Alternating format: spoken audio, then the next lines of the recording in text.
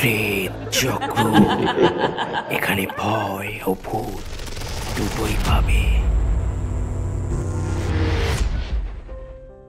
নমস্কার বন্ধুরা, তোমরা সবাই কেমন আছো? আশা করছি ভালো আছো।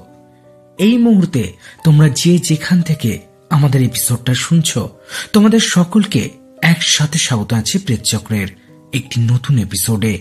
আজ বৃহস্পতিবার, তোমাদের সবাইকে স্বাগত আছি প্রেতচক্রের 142 নম্বর এপিসোডে। আমি শুভ রয়েছি তোমাদের সাথে। আজ প্রেতচক্রের 142 নম্বর এপিসোডে তোমাদের জন্য দুটি সত্যি ভৌতিক ঘটনা রেখেছি। আজ প্রথম যে ঘটনাটা তোমাদের শোনাবো একটা ভৌতিক রাতের অভিজ্ঞতার কথা, আর দ্বিতীয় যে ঘটনাটা আছে সেই ঘটনাটা আমি নিজে কালেক্ট করেছি। ঘটনাটা আশা করছি তোমাদের বেশ ভালো লাগবে।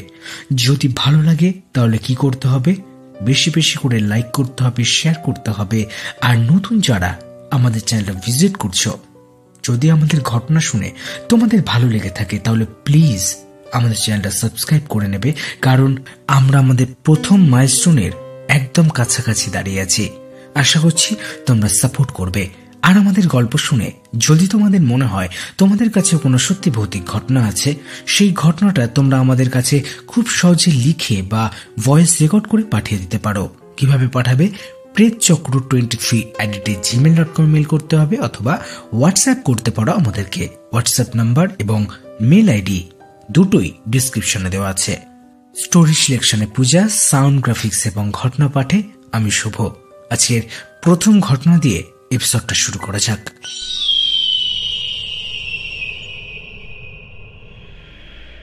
হঠাৎ একদিন রাতে আমার সাথে একটা অলৌকিক ঘটনা ঘটে গেল। সময়টা 2022 সালের কোনো একটা শীতের রাত। আমার রাত জেগে পড়ার অভ্যাস আছে, তার জন্য আমার ঘুমাতেও লেট হয়। বরাবরের মতো ওই দিনও আমার পড়া শেষ করে উঠতে উঠতে 3টে বেজে গিয়েছিল প্রায়। আমি বই রেখে বেডে যেতে যেতে 3টে বেজে গেছিল। বলে রাখি, আমাদের বাড়িটা অনেক পুরনো। আগেকার রাজা বাদশারা থাকতো এখানে, কিন্তু আমরা ওই বাড়ির পাশেই নতুন বাড়ি করেছি, ওটাতে থাকি। তো আমি বেডে শুয়ে পড়ার পর আমার বিড়ালটা খুব জোরে জোরে ডাকছিল ডাইনিং রুমে। আমার রুমের দরজাটা হালকা খোলা ছিল, তাই আমি না উঠেই আমার বিড়ালকে আমার কাছে ডাকছিলাম। ওকে ডাকার কিছুক্ষণ পর ওর ডাক আমি আর শুনতে পাইনি। তখন মনে হলো আমার রুমে কেউ ঢুকেছে। দরজাটা আস্তে আস্তে খুলে গেল। আমি ভাবলাম আমার বিড়াল হয়তো ঢুকেছে। যেহেতু শীত, আমি কম্বলের নিচে গুটিসুটি মেরে শুয়ে আছি। দরজা খোলার আওয়াজে মাথাটা বের করেছি। মাথা বের করার পর দেখলাম একটা বড় সাদা জামা পরা কেউ আমার রুমে ঢুকলো। এটা দেখার পর আমি আবার কম্বলের নিচে ঢুকে গেছি। তারপর আমার বিড়ালকে দেখলাম ম্যাও ম্যাও করে আমার কম্বলের মধ্যে ঢুকলো। আমি আমার বিড়ালকে জড়িয়ে ধরে ঠাকুরের নাম করতে শুরু করলাম। তারপর কিছুক্ষণ পরে আবার মাথা বার করে দেখলাম আসলেই বাইরে কেউ আছে নাকি। তখনও ছিল সেই দানব আকৃতির কিছু একটা আমারই দিকে এগিয়ে আসছিল আর আমার দিকেই তাকিয়ে হাসছিল। আমার বিড়াল আবার ম্যাও ম্যাও করা শুরু করে দিয়েছে। আমিও আবার জোরে জোরে হনুমান চালিসা পড়ে যাচ্ছি। কিছুক্ষণ পর বিড়াল থেমে গেল। আমি আবার মাথা বের করে দেখলাম ওই বিশাল দানবটা টয়লেটের দিকে চলে গেল। যেই আমি ঠাকুরের নাম পড়া থামিয়েছি, টয়লেটের দরজাতে কেউ ভেতর থেকে জোরে জোরে নক করছিল অনবরত। আমি আবার ঠাকুরের নাম পাঠ করতে শুরু করলাম। ঠাকুরের নাম নিতে নিতে কখন ঘুমিয়ে গেছিলাম জানি না। সকালে সবকিছুই স্বাভাবিক ছিল, কিন্তু আমি টিউশন পড়ে বাড়িতে এসে আমার রুমে দেখি একটা কালো সাপ ঘোরাফেরা করছে। আমি সাথে সাথে মায়ের কাছে দৌড়ে চলে গেলাম। আমি আর মা মিলে একটা লাঠি নিয়ে আসি সেই সাপটাকে মারবার জন্য। কিন্তু আমার বিড়াল যখন সেই সাপের সামনে গেল, ওই সাপটা কোথায় জানি গায়েব হয়ে গেছিল। তারপর অনেক খুঁজেও আর পাওয়া যায়নি। ঠিক ওই দিন রাতে আমি তাড়াতাড়ি ঘুমিয়ে পড়ি, আর আমার ঘুম ভেঙে যায় একদম ভোরে, কারণ আমার মাথায় কারোর হাতের স্পর্শ বুঝতে পেরেছিলাম। আমি সাথে সাথে হাতটা চেপে ধরি আর চোখ খুলে দেখি কেউ নেই, একটা শুকনো গাছের ডাল আমার হাতে। এরপর আমার অনেক জ্বর এসেছিল, কিন্তু ওই রকম আর কোনো ঘটনা ঘটেনি। শরীর ঠিক হতে হতে আরো কিছুদিন লেগে গিয়েছিল। তো এই ছিল একটা ভয়ঙ্কর রাতের অভিজ্ঞতা।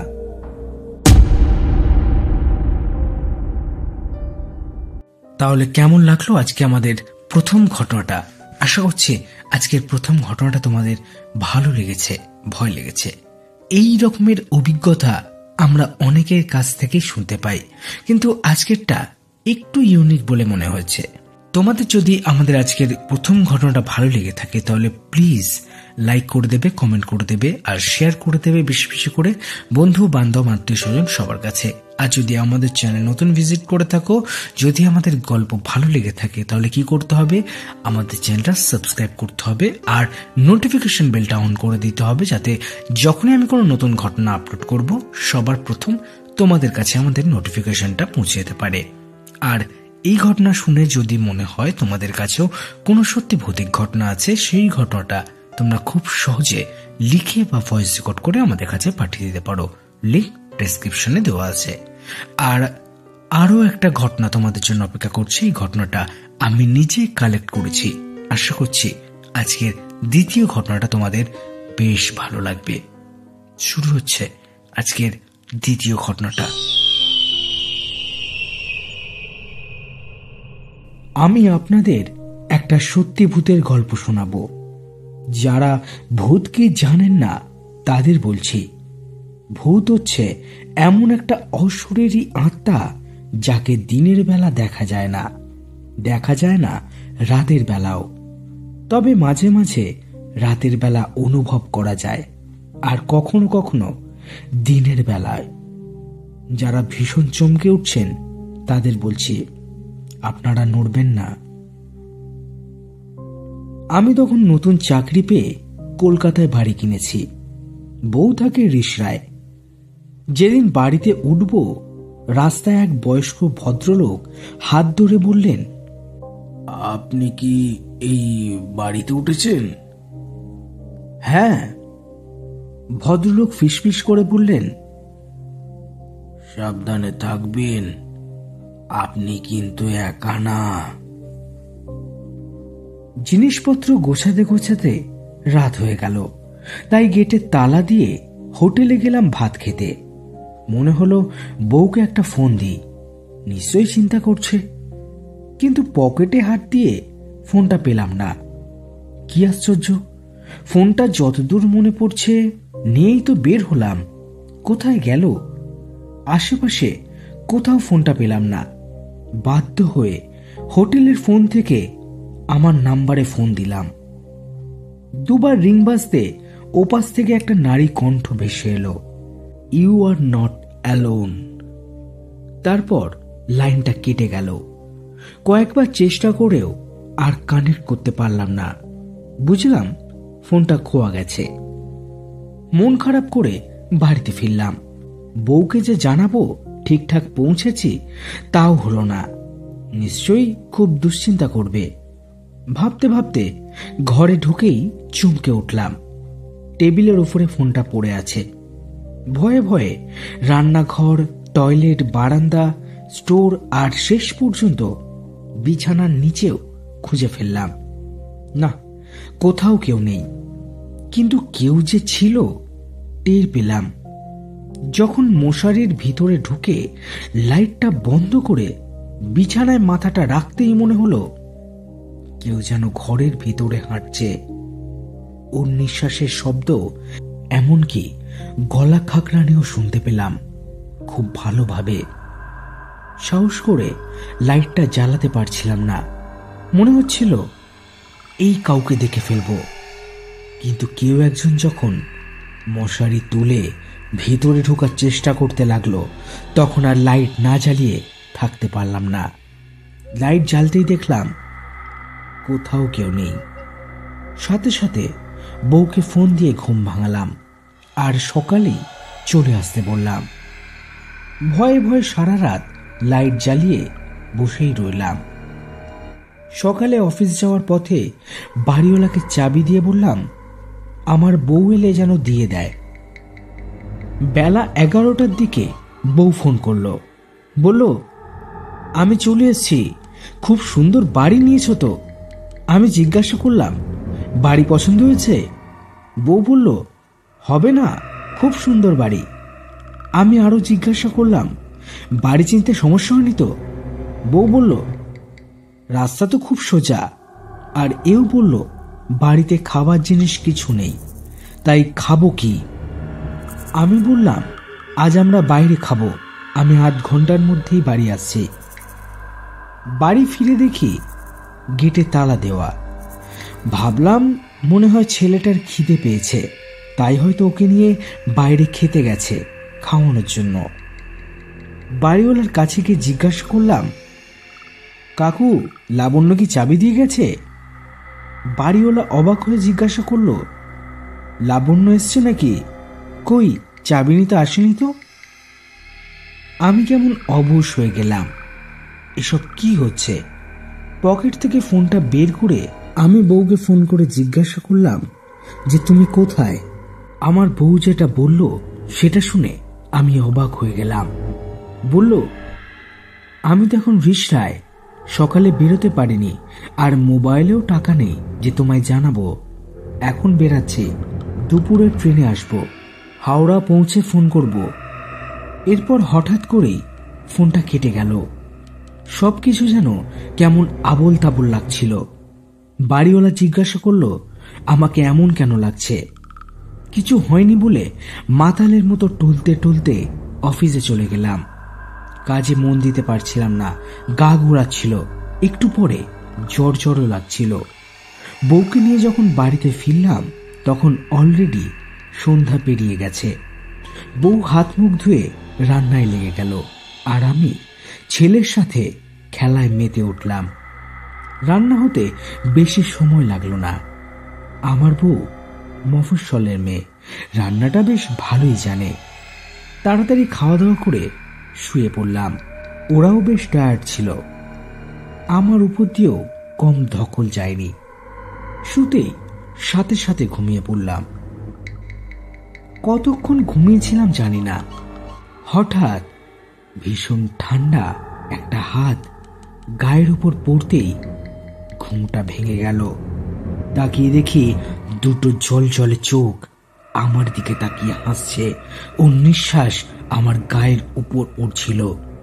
চিৎকার করে লাইট জ্বালালাম। দেখলাম বিছানা একদম ফাঁকা, কেউ কোথাও নেই। এই ঘটনার ফলে আমি খুব অসুস্থ হয়ে পড়ি এবং এতটাই ভয় পেয়ে যাই যে পরবর্তীকালে ওই বাড়িটা ছেড়ে দিই, অন্য বাড়ি ভাড়া নিই।